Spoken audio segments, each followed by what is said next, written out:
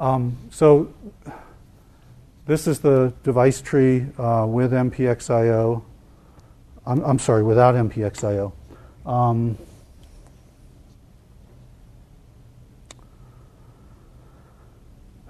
I'd like to, on this slide, I'd like to take a little bit more time because, we're making some assumptions here. We're making assumptions that you actually know what a dev info node is, and you know how these square boxes are dev info nodes in this picture. How did they actually get created? We're making a lot of assumptions about okay, so how did this really get instantiated? There's actually an error on this slide too, so if you want to scratch your head. These are not my slides. I forgot to mention that. On the first slide, you would have noticed that there was a credit to Ramaswamy. He was a colleague in the Solaris IO group responsible for MPxIO. These slides were initially developed for a TOI to RPE on MPxIO technology. So I'd like to go over to whiteboard again, and if this is not interesting to people, let me know.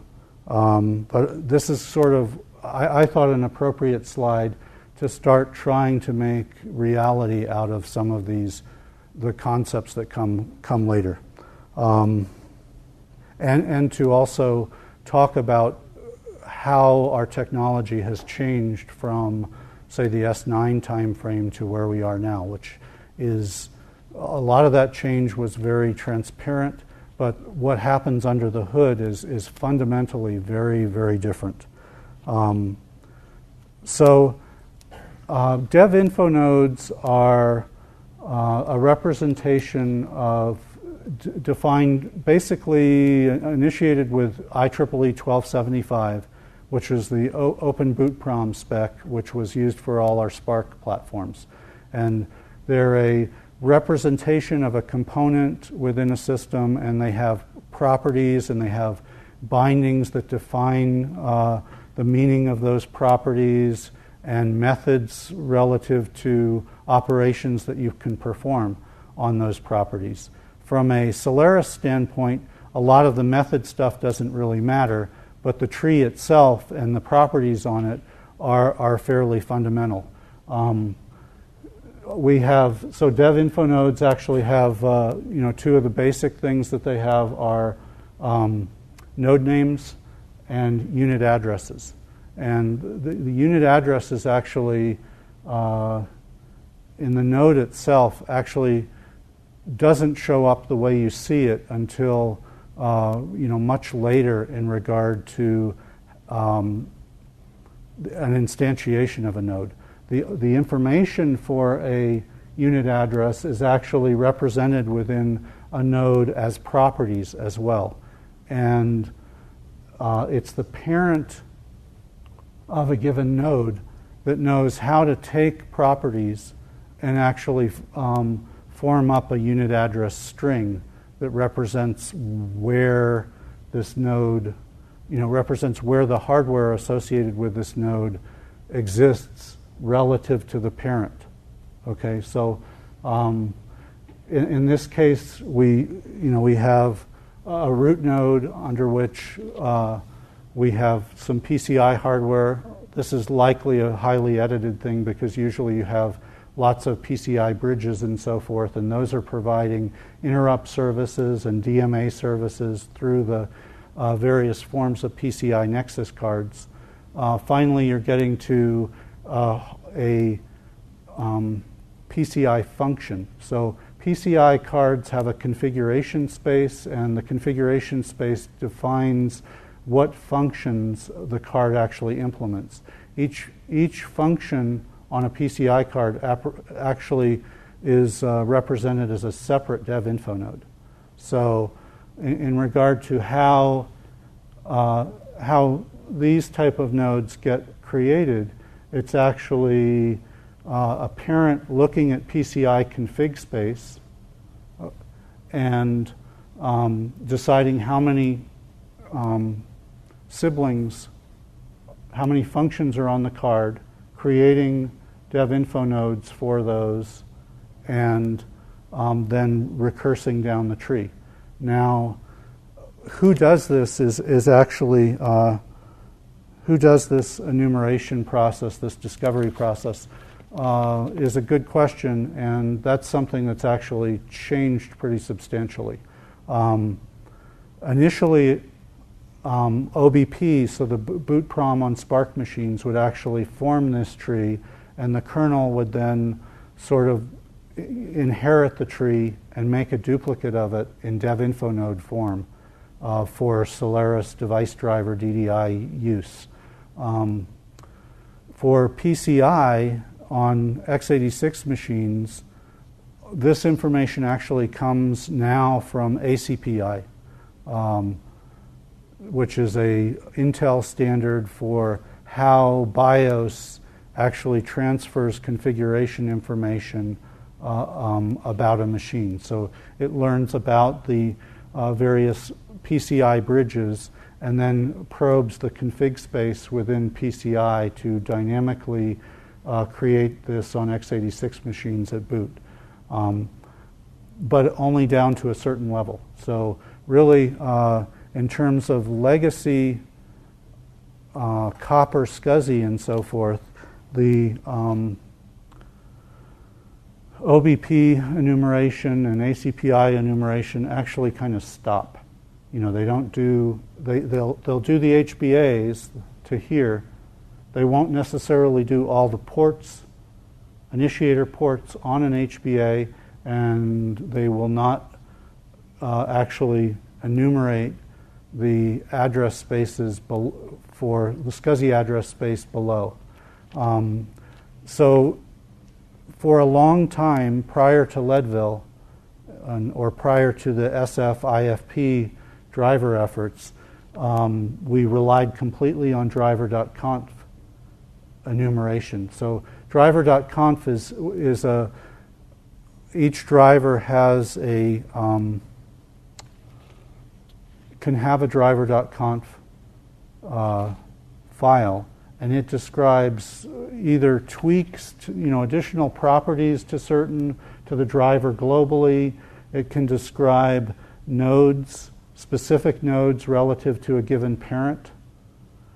Or it can also do something called class expansion. So, which is how these SD nodes actually end up in driver.conf enumeration, how they get created. The framework is actually responsible for class, meaning HBAs are of a class. They're of a class SCSI, and SD.conf actually identifies nodes of class SCSI with a class equals SCSI and then addressing information. The addressing information for copper SCSI was small target number comma LUN, and the SCSA really had nothing to do with this. It was really a generic thing within the framework relative to driver.conf support that ended up creating prototypes of the address space to actually probe. Prototype dev info nodes to probe. Once you actually found a device prior to S10, what would happen is you would actually attach a driver, and then the driver calls something in its attach routine, a routine called DDI create minor node. Okay, and so below here, and it's doing that for each partition, whether it's block or raw. So in the /devices path, you'll see way down here :A or :A, comma raw. Those are actually minor nodes, which is kind of like, so these are, dev info nodes are kind of like directories, okay? They have children, okay? And their children may be either other directories, like this has another directory, another dev info node as a child, or they may be leaf nodes. And minor nodes are always leaf nodes, okay, at the bottom. So that's the DDI abstraction for all this. Prior to S10, minor nodes actually had an implementation where sort of two things happened. You called create minor node. You actually need to represent that. Prior to S10 /devices, so we have a public namespace which is /dev, and we have a private namespace which is /devices. Okay, both of those prior to S10 were implemented within the UFS file system. Okay, the /dev namespace was public and actually symlinks, implemented completely as symlinks into the /devices namespace. And the person responsible for making those symlinks, for exposing a device in a public namespace, is DevFS-ADM. Okay, which you might view DevFS-ADM as this utility you use on occasion to clean things up or something. There's actually a daemoned version of the same binary that you would see called DevFS-ADM-D, that is an active, always running process that is responsible for watching changes in the kernel underneath and reflecting those changes within the public namespace. And for prior to S10, reflecting those changes consisted of two different pieces that had to occur. You needed to decide what the public name was going to be, okay, what the CTD name for the device was going to be, and there's a whole plug-in architecture for these link generators under DevFS-ADM that, okay, we have a new thing, it's of this class, I'll call this link generator. And the link generator was responsible for figuring out what the public name was going to be, CTD, C0, T0, D0, S0 for a given minor node, okay, which is a symlink into /devices path :A. And it would make the symlink. In addition to making the symlink, it would actually ensure that the /devices namespace within UFS, that all these directories were also created, okay? And for each devinfo node down the path. And it would also ensure that for the minor node, the :A at the end, it would ensure that there was something called a MPxIO, which is a special type of file. So kind of on par with most people when they think of files, they think, okay, it's a directory, okay, it's a file. There are also two types of special files within Unix since day zero of Unix, and those are character special files and block special files. And both of those are, from an interface perspective, built using a system call called MPxIO. So again, prior to S10, everything was kind of in UFS, and we had visions of making some of this stuff dynamic at some point in the future, but the reality was no, it was all represented statically within UFS, within the root file system, below the /dev directory or below the /devices directory, and all maintained by this DevFS-ADM-D daemon. That all substantially changed. And the reason that we needed change so drastically there was that prior to, in S9, when you actually needed to open a device, let's say a disk, the first disk to open actually would attach every single disk. Okay, there was no concept of I'm going to instantiate one stick in the tree. Okay, because the way things actually worked, you ended up in the public namespace following a symlink to a MPxIO. All you get out of the MPxIO is a dev-T, and a dev-T is just a number that represents a device. It's kind of segmented into a major number, and a minor number, and embedded within the minor number is also the instance of the device. And so that's all you had. So what actually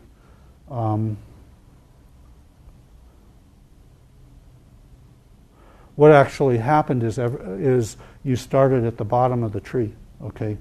And if you open a device, you called this interface called DDI hold install driver, which got the dev T at the bottom and was then responsible for finding every path that could lead to one of these things, okay? Constructing back up the tree, and then coming top down and attaching everything. So with hold install driver, it was fundamentally an all or nothing proposition, and that very much conflicted with DR, which is fundamentally saying, I'm going to remove this card. Okay, well, it's actually hard to coordinate the locking and so forth when you have something removing and something removing, which is a top-down operation, okay, and something adding, and the way the implementation of the adding was actually bottom-up, starting at all the bottom nodes. So what happened in S10 is that the /devices namespace, we talked about how DevFS ADM is managing these two namespaces, and making McNods in /devices. Well, now that doesn't happen, okay? Now /devices is actually a file system. It is actually the first file system that is initialized in the system. Even before root, DevFS has actually initialized it. It hasn't patched into the namespace relative to the root's /devices directory, but in regard to it being an instantiated file system, it actually gets mounted before the root. And so what's happening now is you mount this. It's sort of a misnomer too. It's kind of unfortunate. We call it DevFS, okay, but it actually should be called DevicesFS, okay, because it manages the /devices namespace, not the /dev namespace. And we kind of knew that we were making a mistake there, but nobody really wanted to go change the names of everything. And so now we're really in S11, where the public file system is actually /dev is actually a file system too. Now we're paying the price, because when you say dev, and we sort of call it the /dev file system, okay, where you see the mismatch there. So what happens now is that you basically end up with this and nothing below, okay? You synchronize whatever portion is actually passed in from the booting subsystem of the tree within the file system namespace, okay, and make dev info nodes. But when you actually go to open a device, these are all just sitting there in. So there's a state model for dev info nodes. You start out with prototypes, which means you've created a node, but it's just kind of sitting there. It's not hooked in. The next thing is dev info node actually being DS linked, and you'll see this if you're debugging any auto configuration stuff. The : dev info macro will display the state prior to S10. Well, we had somewhat of a state model in S9. In S8 and before, it was really, there was no state model at all to how this all worked. DS linked means that you actually have a parent and you potentially have siblings. The next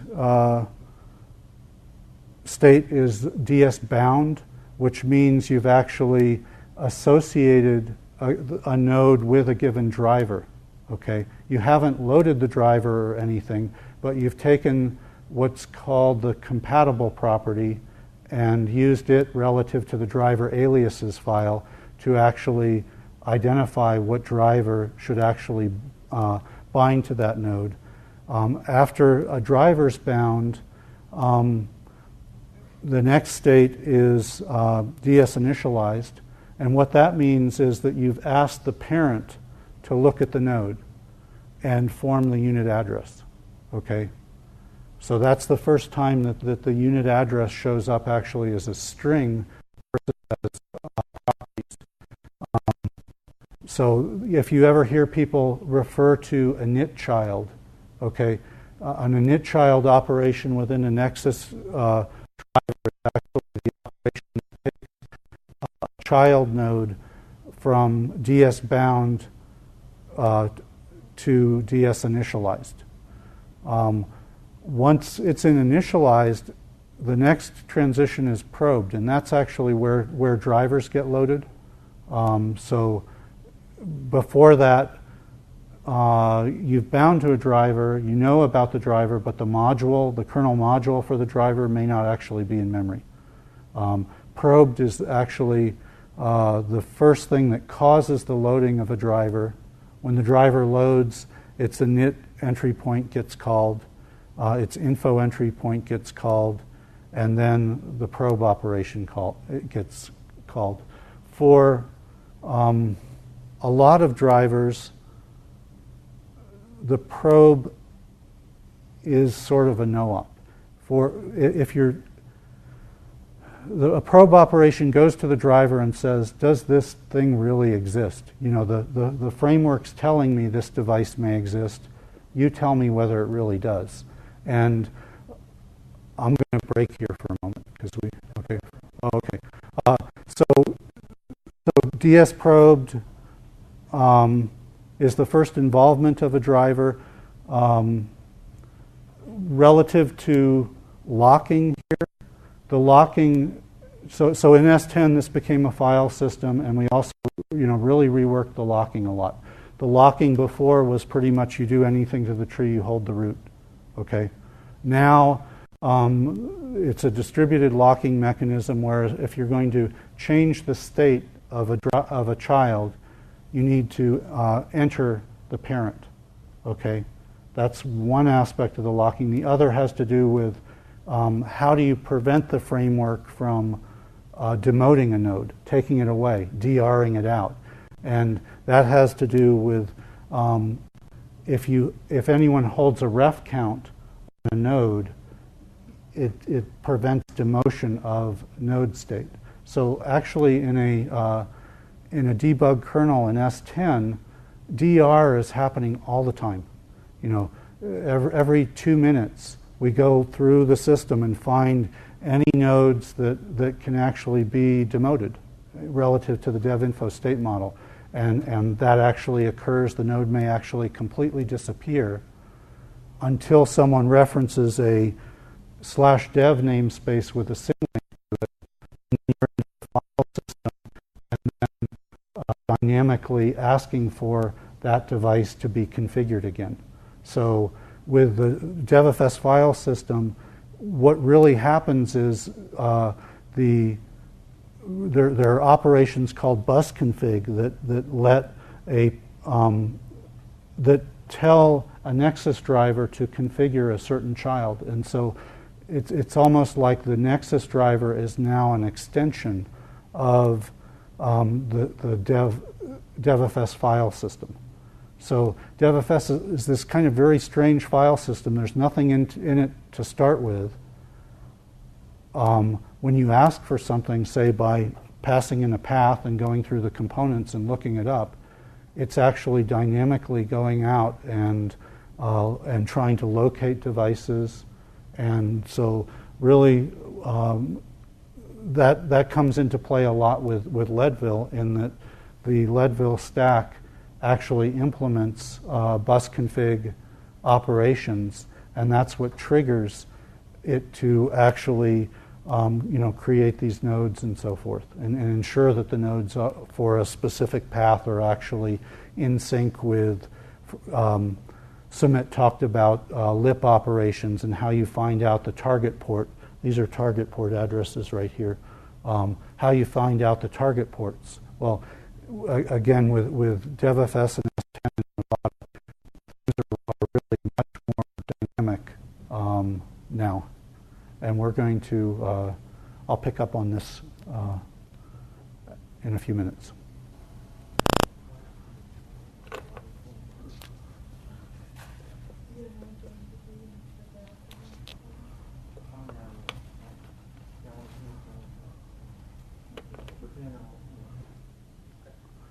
Okay, so I left off talking about some of the file system components. The tree we have here, we have dev info nodes. We talked a little bit, I didn't draw them on here, or Ramaswamy didn't. Underneath here, there are minor nodes associated with the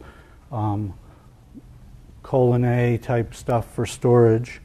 New to S10 and beyond is the file system component to all this, with the /devices file system being implemented by the DevFS file system.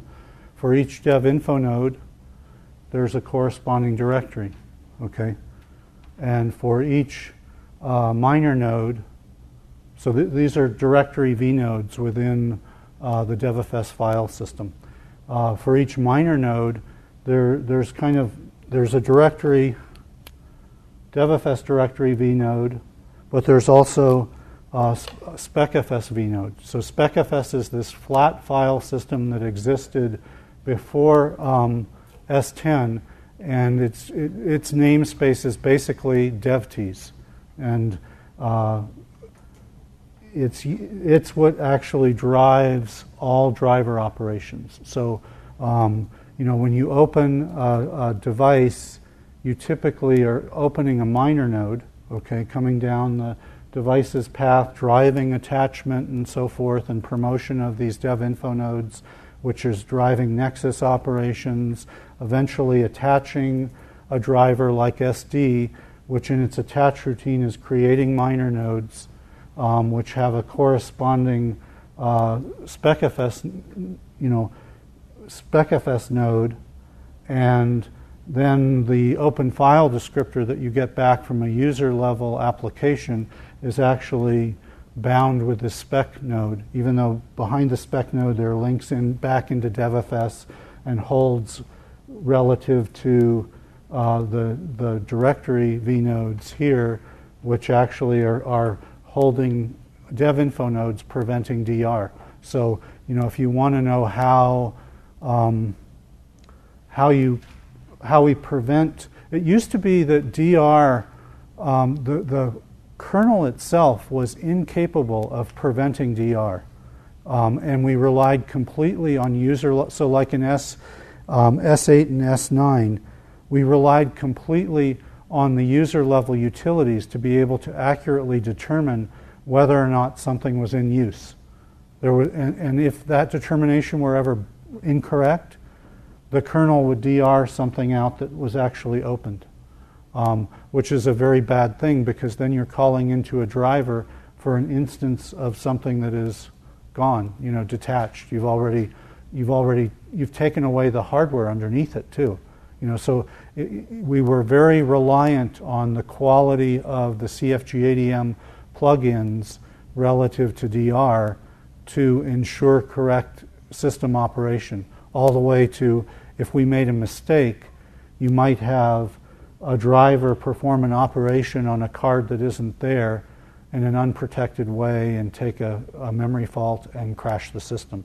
So, part of all this complexity, and it's really very complex. We have DDI concepts with dev info nodes and minor nodes factoring into 3 different file systems: the DevFS file system, the spec file system.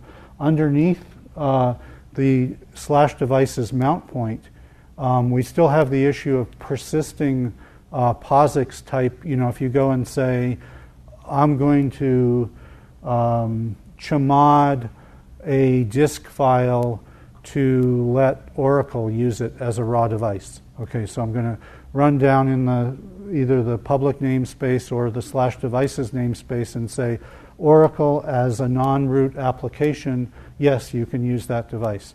That's actually persisted underneath the DevFS mount point within the UFS file system, again in McNods underneath. So the McNods only exist when you have non-standard permissions, and non-standard means sort of two things. There's a default permission for a device. If the actual permission matches the default, then we don't need McNods underneath the mount point. There's another mechanism called minor perm, which if you look at any of the add-driv or update-driv man pages, you'll see reference to how to administer minor perm. And if the permissions actually match the minor perm, then we don't need to actually have the UFS shadow underneath the mount point to persist the POSIX permissions. So really, in a typical system, this tree almost doesn't exist. You know, there are only a few places where applications have gone in to put non-standard permissions on. So this is sort of the a summary of what happens before MPxIO comes along. Okay, we haven't talked about the fundamental construct of MPxIO, what MPxIO adds, which is a path info node. The next slide shows the picture with path info nodes. Sort of. This is a... Okay, so this slide is still showing the dev info picture. You'll notice that instead of having the individual instances of SD under the PHCI, under the HBA, they've now moved over under a pseudo part of the device tree called SCSI VHCI. And there's still SD instances. Now these instances, instead of being associated with the physical addressing to the device, like the port, the target port, and the LUN, which is what we saw in the previous slide, the big W2 bunch of hex numbers, comma 0. Instead of being associated with that, they're now actually associated with the identity of the device. Okay? This is kind of a confusing area too, because when you talk about a LUN, LUNs exist in a number of different ways. They exist from a physical transport as a small number typically off of a specific target port. So it's an addressing concept, not an identity concept. And they exist, we talk about having a GUID for a device and talk about a device identity, okay? There's a construct within Solaris called a dev ID, which has been around since 2.6. And a dev ID is sort of a generic form of a GUID. In fact, if you ever look at the code, drivers like SD and everybody, the first thing, they don't just form GUIDs. They form dev IDs, and then they ask, can I make a GUID from this dev ID? So dev IDs have lots of different instantiations. They're not defined by ANSI standards. GUID type stuff has more of an ANSI standard orientation relative to, in the case of Fiber Channel, the page 83 actually reports the identity of the storage behind it as opposed to the path. So now we have the access point for applications moving under a virtual HBA called a VHCI. The role of what was the HBA, the physical thing, is called a PHCI. And in the process of moving the SD under a VHCI, we use the term client. Okay, so these are actually now clients of the VHCI. What's not shown on this picture is the new data structure that links all this stuff together. Basically, there ought to be triangle boxes here with the same unit addresses that we had on the previous slide, with the physical-oriented unit address. And these triangles represent path info nodes. Okay? So now, instead of having a dev info node have a dev info child, we have like a peer of a dev info node as a possible child that is a path info node. And the path info node represents the physical path to one of these device identities. Okay? And so envision, in the same place on this slide that we have these things with these big unit addresses at W, so forth. Envision on this slide that we actually do have those same things here with the same unit addresses, and they're actually linked relative to identity. Okay? I never told you what was wrong on the previous slide. Did anyone see the problem? It's a kind of a detail. You'll notice if you just start looking here that we have devices with the same target port and LUN. Same target port, same LUN. Different path to it. That's not legal.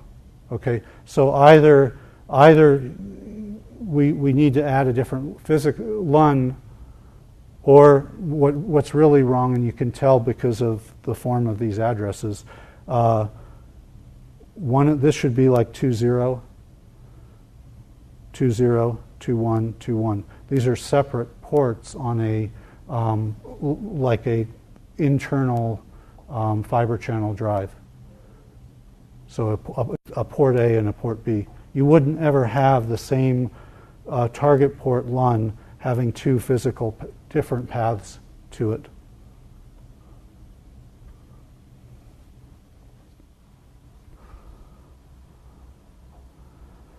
I'm sorry I didn't update this slide, but we'll actually get another slide that shows the linkages of these data structures and the path info nodes. Basically, we have path info nodes here as a brand new type of element under MPxIO. We have new dev info nodes representing the VHCI driver as a. We have the transition of the device nodes, dev info node for the disks, moving from a physically addressed location into an identity-oriented location underneath the VHCI. So VHCI client path info nodes where the physical connections actually exist when MPxIO is not enabled. Any questions? Okay, I hope to actually speed things up now some, because actually a lot of the concepts I think now we've sort of gone over. So MPxIO introduces a new kernel framework, which is MDI.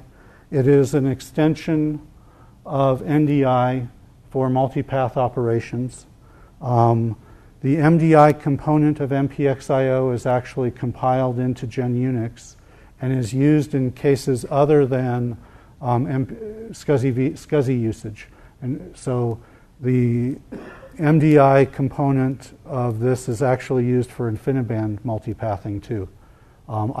If you ever really want to try to bend your mind, this is sort of complicated. Wait till you see the InfiniBand picture, where you have two levels of multipathing kind of intertwined. It becomes, really much harder to understand. But the thing to bear in mind is MDI is kind of generic. The framework function VHCI is one consumer, and InfiniBand is actually another consumer as a separate virtual HBA.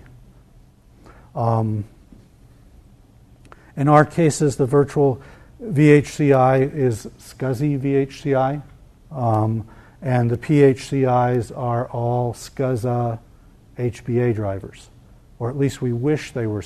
We wish SCSI was capable of supporting them under the SCSI model without having to obtain all these contracts for interfaces. What's a missing picture in this is that we really, I talked about how SCSI was an abstraction of a Nexus driver to allow public people to actually write drivers without disclosing these private interfaces. We have not, now we have, with DevFS and so forth, we have the auto configuration facilities and so forth to talk about extending file system operations out into Nexus drivers. We have not done the work to abstract that into SCSI. Okay, so pure SCSI, we're left without any sort of really enumeration support, and all the consumers are basically, of which there are now quite a few, are left having to write non-DDI compliant drivers. Now for Leadville, that's not so bad, because Leadville, it's the Leadville framework itself which is non-DDI compliant. Okay, and then so you do this once for Leadville in regard to all the MPxIO aspects, and you can plug in QLogic or Emulx or JNI or whatever underneath, and without having to actually extend those interfaces down that far into the transport. In addition to, MPxIO also has MPAPI components, which Hyun talked about yesterday. There are utility components that expose the pathing. Hyun talked about a lot of those. Personally, I'm always in favor of getting, displaying things in PRTconf. Okay, it's what people are really, and improving that as opposed to proliferating more obscure ways of determining system configuration. And also IOStat has been improved in various ways to let you monitor traffic relative to individual paths and so forth. And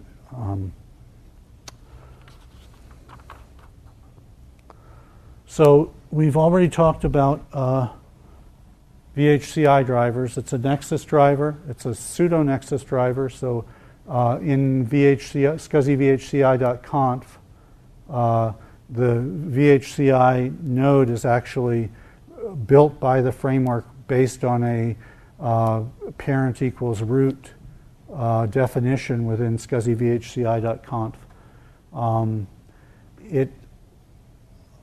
From a software perspective, you can see how it organizes relative to devinfos and so forth.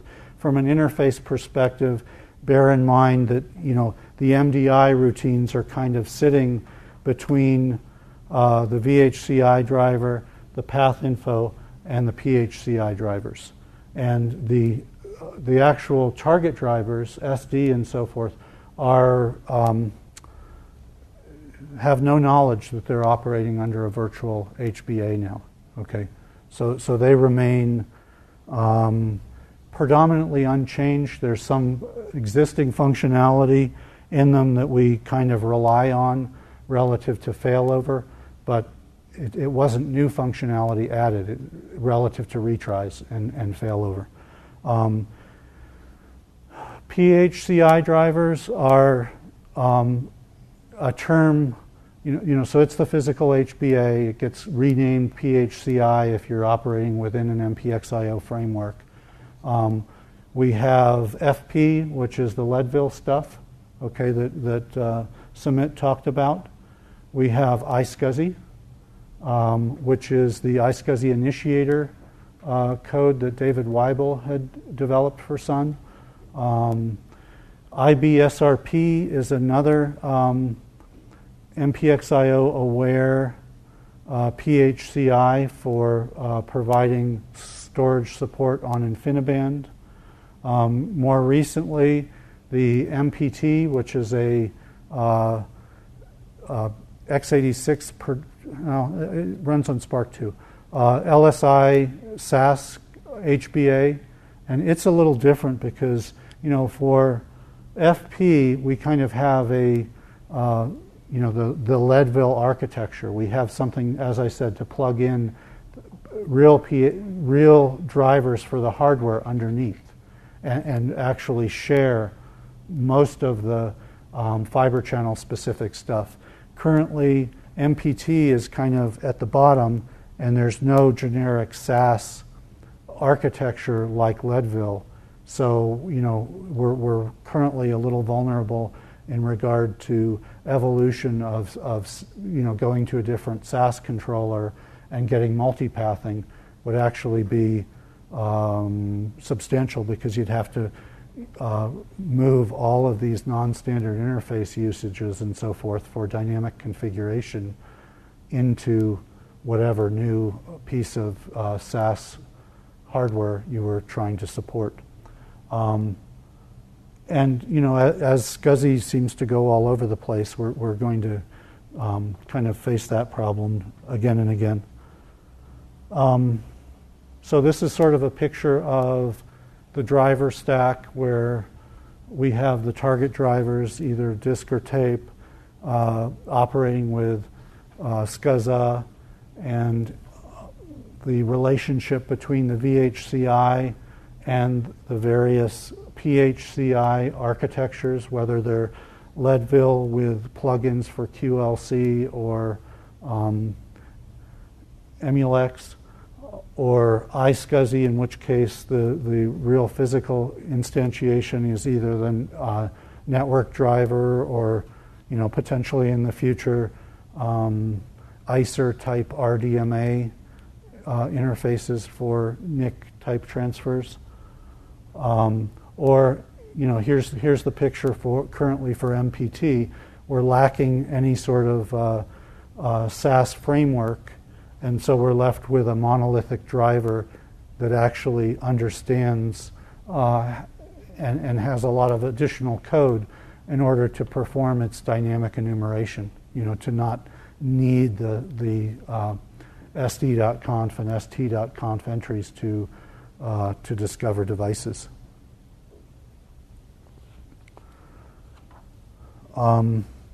So the next slide is actually on device naming, which we've already talked about some. We talked about how important it is, there's a path to the device and there's the device identity. And then the path to the device is, the /devices path, which the public name is a symlink into. The device identity is actually the dev ID, or which from the dev ID you can derive the GUID. And in the case of fiber channel, the typical way that dev IDs are derived is based on ANSI-defined page 83 returned information. And we already talked too about the advantages of controlling your namespace, where without MPxIO and multipathing, you have a real explosion of the namespace that an administrator has to deal with. He's really not administering the device; he's administering the paths to the device. And with MPxIO, he's administering the device relative to its identity. Any questions?